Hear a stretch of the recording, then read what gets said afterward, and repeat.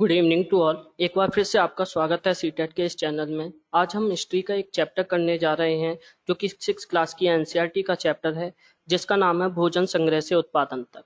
इस चैप्टर को शुरू करने से पहले वीडियो को लाइक कर दीजिए, चैनल को सब्सक्राइब कीजिए और बेल आइकॉन को भी प्रेस कीजिए, जिससे आपको सभी नोटिफिकेशन मिलते रहेंगे।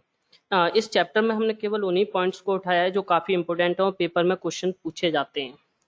यहाँ पे ये फिगर जो दिखाई गई है वो एनसीईआरटी की बुक में स्टार्टिंग में दिखाया गया है। इस फिगर के अंदर कि जो भोजन के प्रकार हैं वो क्या क्या खाना पसंद करते हैं, क्या क्या चीजें हैं। यहाँ पे एक ये फिगर दिखाया गया है, इसमें भोजन को लेकर है। चलिए हम चैप्टर स्टार्ट करते हैं। बचने की प्रक्रिया। बचने की प्रक्रिया की बात जब हम करते हैं तो इसकी शुरुआत करीब 12,000 साल पहले मानी जाती है कि 12,000 साल पहले बचने की प्रक्रिया की शुरुआत हुई। मनुष्य ने कृषि के रूप में सबसे पहले गेहूं और जौ की फसलों को उगाया, या ये कहें कि सबसे पहले इस पृथ्वी पर जो फसल की गई वो गेहूं और जौ की फसल थी।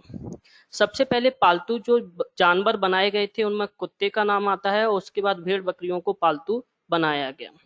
मनुष्य ने अनाज के भंडारण के लिए विभिन्न तरीकों को अपनाया था। उनमें से जानवर एक सबसे महत्वपूर्ण था। जानवर जो था वो मनुष्य के लिए एक चलता फिरता खाद्य भंडार था, क्योंकि जानवर को वो भोजन के रूप में प्रयोग करते थे और उनसे मिलने वाले जो पदार्थ होते थे उनको भी वो खाद्य रूप में प्रयोग करते थे। पुरातत्वविदों को कृषकों तथा पशुपालकों के होने के विभिन्न साक्ष्य मिले हैं। अब है अगला टॉपिक, अनाज और पालतू जानवरों के विभिन्न साक्ष्य। यानी ये जो पुरातत्वविदों को जो साक्ष्य मिले, सबूत मिले हैं, वो कहाँ पर कैसे कैसे मिले हैं, उसको हम इस तालिका से समझने की कोशिश करते हैं। इधर दिया गया है अनाज और हड्डियां। यहाँ पे है पुरास्थल जहाँ पर ये चीजें प्राप्त हुई हैं। तो जैसे हम गेहूं, जौ, भेड़, बकरी, मवेशी की बात करें तो ये मेहरगढ़ में प्राप्त हुई हैं। और ये जो मेहरगढ़ है वो आधुनिक पाकिस्तान में मौजूद है। ये कई बार पूछा जाता है कि जो पुरा स्थल है मेहरगढ़, वो आज किस शहर में या किस स्थान पर स्थित है। तो वो आधुनिक पाकिस्तान का हिस्सा है जिस जो मेहरगढ़ है। चावल, जानवरों की हड्डियों के टुकड़े, ये हमें कोल्डिहवा से प्राप्त हुए जो कि आधुनिक उत्तर प्रदेश है। चावल, मवेशी, मिट्टी पर खुरों के निशान, ये सारी चीजें हमें महागढ़ा से प्राप्त हुई हैं जो कि आधुनिक उत्तर प्रदेश के अंदर है। गेहूं और दलहन की जो चीजें हैं वो हमें गुफकाल से प्राप्त हुई हैं जो कि आधुनिक कश्मीर में स्थित है। गेहूं और दलहन, कुत्ते, मवेशी, भैंस, भेड़, बकरी, ये सारी चीजें हमें बुरझौम से प्राप्त हुई हैं, ये भी आधुनिक कश्मीर में है। गेहूं, हरे चने, जौ, भैंस, बैल, ये सारी चीजें हमें चिरांत से प्राप्त हुई हैं जो कि आधुनिक बिहार का हिस्सा है। ज्वार, बाजरा, मवेशी, भेड़, बकरी, सुअर, ये सारी चीजें हमें हल्लूर से प्राप्त हुई हैं जो कि आधुनिक आंध्र प्रदेश है। काला चना, ज्वार, बाजरा, मवेशी, भेड़, सुअर, ये सारी चीजें हमें जो है वो पय्यमपल्ली से प्राप्त हुई हैं, ये आधुनिक आंध्र प्रदेश का हिस्सा है। तो यहाँ पे ये सारी चीजें आपको दिखाई गई, ये सारे वो पुरा स्थल हैं जो आज इन आधुनिक क्षेत्रों के नाम से जाने जाते हैं, और यहाँ से ये हमें सारी चीजें प्राप्त हुई हैं। नेक्स्ट है, बुर्जहोम के लोग गड्ढे के नीचे घर बनाते थे जिन्हें गर्तवास कहा जाता था। यानी गड्ढे के नीचे जो घर बना होता था उसी का नाम गर्तवास होता था।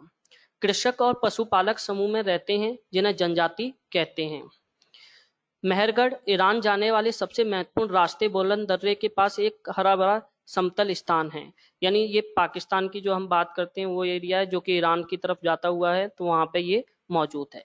मेहरगढ़ संभवतः वह स्थान है जहां पर स्त्री पुरुषों ने इस इलाके में सबसे पहले गेहूं, जौ उगाना और भेड़ बकरी पालना सीखा था। यानी मेहरगढ़ ही वो स्थान है जहां पर सबसे पहली बार खेती की गई और पशुओं को पालना शुरू किया गया। मेहरगढ़ में इसके अलावा चौकोर तथा आयताकार घरों के अवशेष भी मिले हैं। प्रत्येक घर में 4 या उससे ज्यादा कमरे हैं, जिनमें से कुछ संभवतः भंडारण के काम आते होंगे। यानी हर एक ज्यादातर मकानों में 4 या उससे ज्यादा कमरे प्राप्त हुए हैं, कुछ में ऐसे भी प्राप्त हुए हैं जहां पर भंडारण के रूप में भी उनका प्रयोग किया जाता था। कब्रों में मृतकों के साथ कुछ सामान भी रखे जाते थे। मेहरगढ़ में ऐसी कई कब्रें मिली हुई हैं। यानी जब कब्रों के अंदर मृतकों को दफनाया जाता था तो ऐसी वहां पे परंपरा रही होगी कि उनके साथ बहुत सी चीजों को भी दफनाया जाता था, सामान को भी दफनाया जाता था। एक कब्र में एक मृतक के साथ एक बकरी को भी दफनाया गया था। संभवतः इसे परलोक में मृतक के खाने के लिए रखा गया होगा। यानी ऐसी लोगों की उस टाइम हो सकता है कि मान्यता होगी कि परलोक में जाने के बाद उस व्यक्ति को भूख लगेगी तो वो इस बकरी को खा लेगा। यहाँ पे देखो इस चित्र में वही चीज दर्शाने की कोशिश की गई है। कि ये जो मृतक व्यक्ति है उसके साथ ये भेड़ और बकरी को ये दफनाया गया है। ये हमें साक्ष्य मेहरगढ़ की कब्र से मिला हुआ है, जिसमें बकरी के कंकाल और व्यक्ति का कंकाल प्राप्त हुआ है, जो दर्शाता है कि किस तरह उस समय लोगों की मान्यताएं रही होंगी। दाऊजली हेडिंग यह पुरास्थल चीन और म्यांमार की ओर जाने वाले रास्ते में ब्रह्मपुत्र की घाटी में एक पहाड़ी पर है। यहाँ खरल और मूसल जैसे पत्थरों के उपकरण मिले हैं। यहाँ से जेडाइट पत्थर भी मिला है। संभवतः यह पत्थर चीन से आया होगा, ऐसा माना जाता है। इस पुरास्थल से काष्ठसम के औजार और बर्तन भी मिले हैं। यानी जो औजार और बर्तन थे वो काष्ठसम के बनाए जाते थे। काष्ठसम का मतलब होता है बहुत ही एक प्राचीन लकड़ी जो सख्त हो जाती है और पत्थर बन जाती है, उसी को हम काष्ठसम कहते हैं, जिससे औजार और बर्तन बनाए जाते थे। नवपाषाण युग के सबसे प्रसिद्ध स्थलों में एक चाताल युग तुर्की में है। यानी चाताल युग जो है एक स्थान है जो कि तुर्की में स्थित है, जो नवपाषाण युग में काफी प्रसिद्ध था। यहाँ सीरिया से लाया गया चकमक पत्थर, लाल सागर की कौड़ियां तथा भूमध्य सागर की सीपियां उपयोग की जाती थी। यानी ये सारी चीजें यहाँ पर प्रयोग की जाती थी चाताल युग में, जो कि सीरिया से लाई गई थी। इस चैप्टर में इतना ही इम्पोर्टेंट था जो इसमें हमने कर लिया है। इसको आप एक बार अच्छी तरीके से देख लें, जिससे आपका पेपर में कोई क्वेश्चन ना रहेगा। चैनल को सब्सक्राइब जरूर कीजिए और बेल आइकॉन को भी प्रेस कीजिए, जिससे आपको नोटिफिकेशन मिलता रहेगा। आज के लिए थैंक यू।